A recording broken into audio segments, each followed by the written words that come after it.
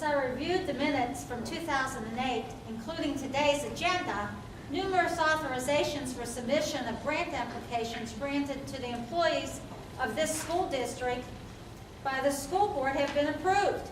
Therefore, the board has set precedents that an employee must seek approval by the school board before submitting the application for a grant.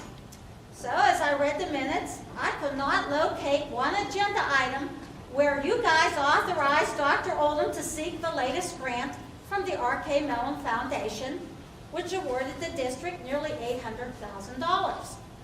Who told Dr. Oldham she could write a letter to R.K. Mellon Foundation on May 3rd, representing the board?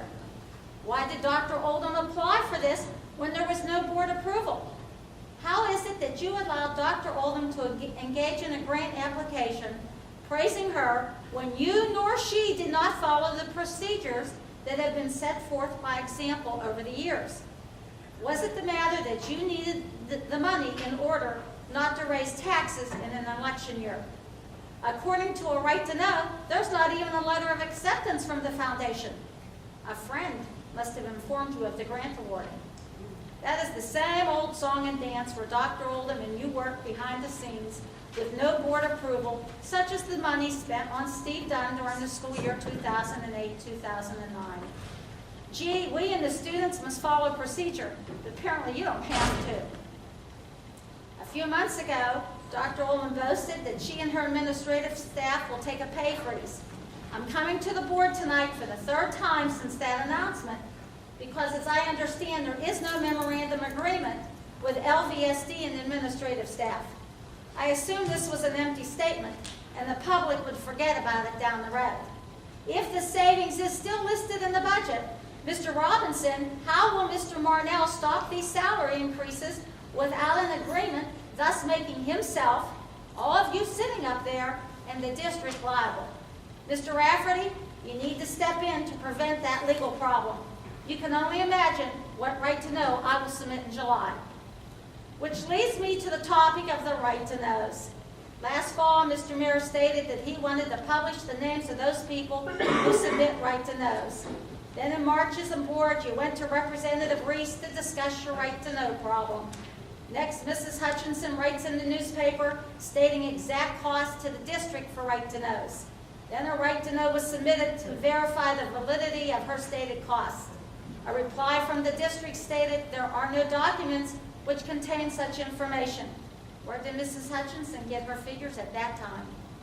Then the citizen states publicly that he made a simple phone call to the district to get the exact number of right to knows which were submitted by me. The operating rule of this district has been that the public must submit right to knows to obtain such information.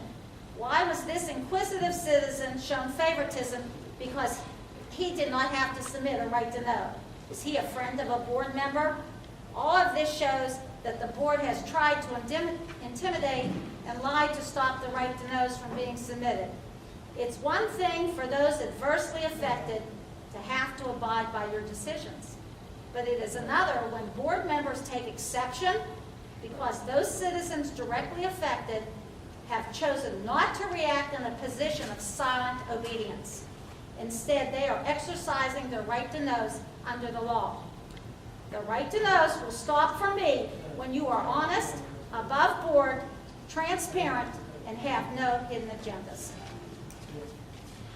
Thank you, Mrs. Rach. Michael Rach, followed by Barb Gorham.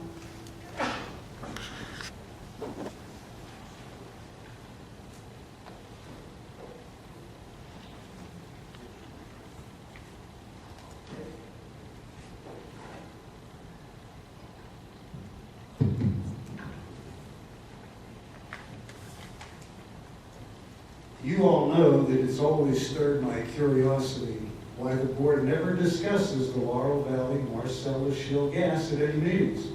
You act like it doesn't exist, at least not for our school district. The only meeting where you briefly discussed it was at a special meeting back on September the 2nd, 2008. And that was a special meeting that was called to order at 6:45 p.m. Tamiger moved, Beam seconded, that the LVSD enter into a gas deal with Chief.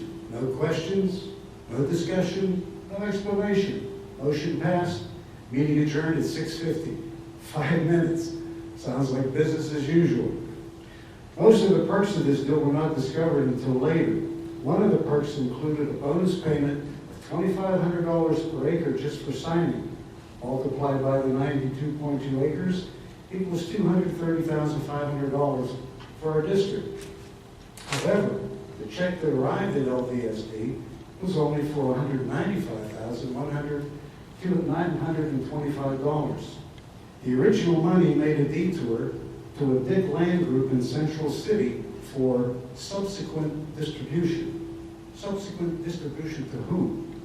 Who received our $34,575?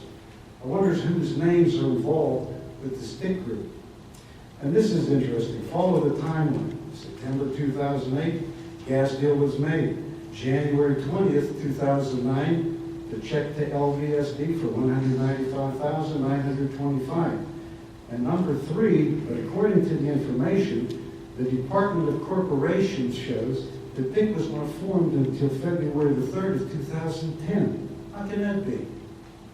$34,575 siphoned off the top. Where is it?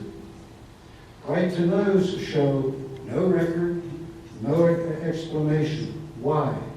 With all the financial problems of this district, we need every penny, and every penny should and must be accounted for. Too much has already been squandered on deals with your friends.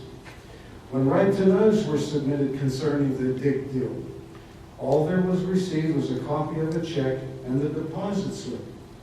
Why is there no agreement to market oil and gas and rights like this? It should have been signed by the district and whoever DIC is, and it should have been notarized. We only have your word. And what is that worth? Here, you can have mine if you want it. Why wasn't a percentage of their take ever mentioned anywhere? Isn't that the correct procedure for a legal agreement? Especially when it involves the distribution of money belonging to a public institution. No wonder you despise right to knows. If I were doing the things that you do, I certainly would try to squash them as well. Why wasn't this collaboration with DIC ever mentioned at a public meeting? Everything involving our gas is kept hushed up. Why? Tell you what I think. That land will be sold for a fraction of its worth to whoever manipulated this whole fiasco. They made an investment, and they're just sitting back waiting for it to mature. It will eventually come out. I admit my knowledge of the law is very limited, but I can understand what is on top of the table. I certainly do not know it well enough like a solicitor to manipulate it for gains, to hide dealings or avoid scrutiny. This deal was made in the shadows behind closed doors. It was never mentioned nor presented to the public and explained. I guess the board member who manipulated this deal was so excited about his gains that he forgot to follow the legal procedure. If he had, the right to knows would have proved it. Thank God for right to knows. Can we count on Mellon again next year to pay for your mistakes? Their concern for your success is absolutely fascinating. And one last thing, and I love the historical analogy. If the destruction of our school district was the objective, Trojan horse would not be necessary, because you're doing it from the inside. Thank you, Mr. Rach. Barb Waring, I'm sorry. I'd like to just respond to that to the extent that he's made these comments.